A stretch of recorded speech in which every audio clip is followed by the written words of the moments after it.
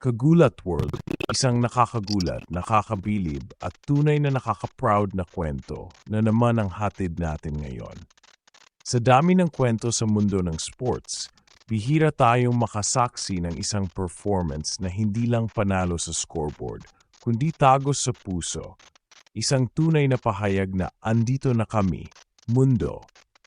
At yan mismo ang ginawa ng Batang Gilas, ang ating Gilas Pilipinas Youth. Nang tuluyan nilang ginulat ang buong Southeast Asia sa pamamagitan ng isang matinding pambubugbog sa koponan ng Indonesia sa final ng FIBA U16 ASEAN Qualifiers. Sa score na 70-40, hindi lang basta panalo ang inirehistro nila. Isa itong dominanteng deklarasyon na ang kinabukasan ng Philippine basketball ay mas maliwanag pa sa araw. Simula pa lang ng torneo, ramdam mo na ang determinasyon ng batang koponan na ito. Walang takot, walang duda, at higit sa lahat, walang bahid ng kumpiyansa. Sa loob ng isang linggo, sunod-sunod nilang sinagasa ng mga kalaban. Pero ang pinaka-eksplosibong sandali ay ang pagharap nila sa Indonesia, isang team na dati na nilang nakasagupa sa dikit na laban. Pero ngayong finals, ibang-iba ang kwento. Hindi na lang ito tungkol sa ganti, kundi tungkol sa pagbibigay ng mensahe sa buong rehiyon. Ang Gilas Youth ay handang makipagbakan sa kahit sino. Pagpasok pa lang ng Brenz Giao Convention Center sa Pampanga, ramdam mo na ang kakaibang sigla ng mga tao. Libo-libong fans ang nagtungo, kahit na umuulan at sobrang traffic. Ang haba ng pila parang concert ng sikat na K-pop group.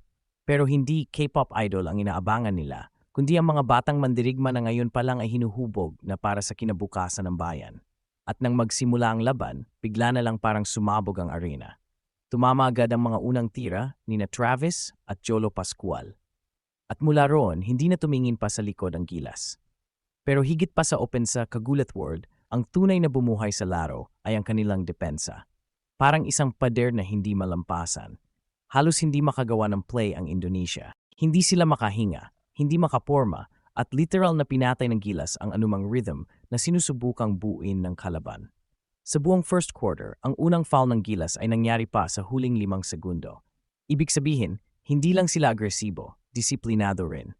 At dito makikita ang tunay na pagkaiba ng isang koponan na pinag-isipan, pinaghirapan, at pinanday sa tamang paraan.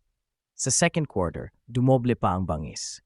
Sina Halyari at Carlos Reyes naman ang umarangkada. Ang ball movement, parang sining. Ang spacing, parang chess match. Ang bawat tira, walang bara-bara. Lahat eksakto, lahat may say-say. Kaya't hindi mo masisisi ang crowd kung bakit bawat basket ay sinasalubong ng malalakas na hiyawan. Isa itong team na hindi lang may talento, kundi may sistema. At ang sistema, ipinatupad ng isang bagong mukha sa coaching world, Coach L.A. Tenorio. O Kagulat World. Ang ating PBA legend na si L.A. Tenorio, sa kanyang unang tournament bilang head coach, agad na nagtala ng kampyonat. Isipin mo yon, mula sa pagiging floor general sa PBA, ngayon siya na ang utak sa likod ng matagumpay na Gilas Youth. At hindi lang basta nanalo ang team niya, pinakita nila kung paano manalo ng may dignidad at disiplina. Laban sa isang powerhouse na Indonesia, 41-20 ang halftime score. 21 puntos na kalamangan. Sa ganitong antas, hindi mo na pwedeng sabihing samba lang. Pagdating ng third quarter, sunod-sunod na 3-pointers ang pinakawalan ni Jolo Pascual. Parang may magnet ang bola papunta sa ring. Wala siyang sinasanto. Kaliwa, kanan, gitna. Lahat paborito niya. At sa bawat pasok ng bola, literal na umuugong ang arena. Ang Gilas Youth ay hindi lang nananalo. Sila ay nagbibigay inspirasyon. Ibang klaseng maturity ang ipinakita nila. Kahit magkakaiba sila ng pinanggalingan, mula Luzon, Visayas at Mindanao para silang matagal ng magkakampi. Parang isang pamilya. At ito ang pinaka-nakakabilib, kahit may 30-point lead na, hindi sila bumitaw.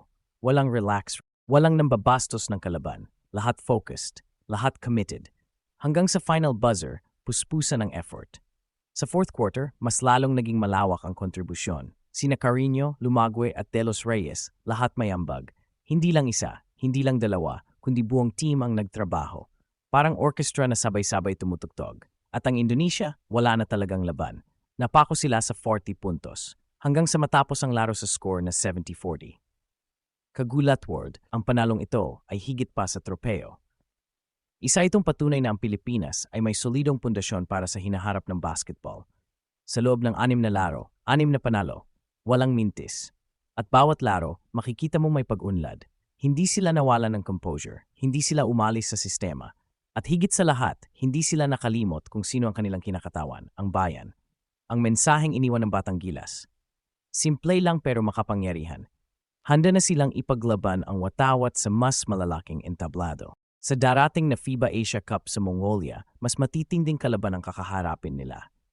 Pero kung pagbabasehan natin ang ipinakita nila sa SIEBA, masasabi natin kaya nilang makipagsabayan. At kung suportado natin sila, baka hindi lang pagsabay ang mangyari. Baka manguna pa tayo. Isipin mo rin ang impact ng leadership ni Coach LA. Sa kanyang unang hakbang bilang coach, agad siyang nagtagumpay. Hindi lang dahil sa basketball IQ niya, kundi sa kakayahan niyang buuin ang tiwala at chemistry sa mga batang manlalaro. Pinakita niya na sa tamang sistema, kahit baguhan, pwedeng maging matagumpay. Kaya't hindi malayong makita natin siyang maging susunod na big-name coach sa Philippine basketball scene.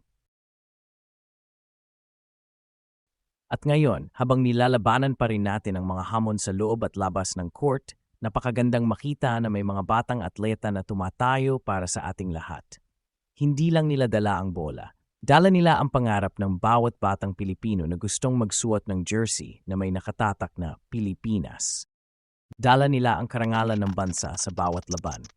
Kaya't bilang isang sambayanang nagmamahal sa basketball, nararapat lang na patuloy tayong sumuporta. Kagulat World, ang tagumpay ng Gilas Pilipinas Youth sa SIABA qualifiers ay hindi lang isang simpleng tropeo sa istatistika. Ito ay simbolo ng bagong pag-asa, ng panibagong henerasyon na handang ipagpatuloy ang ating basketball legacy. Sa bawat segundo ng laban, nakita natin ang puso, determinasyon at disiplina na ipinasa mula sa mga veterano patungo sa mga kabataang atleta.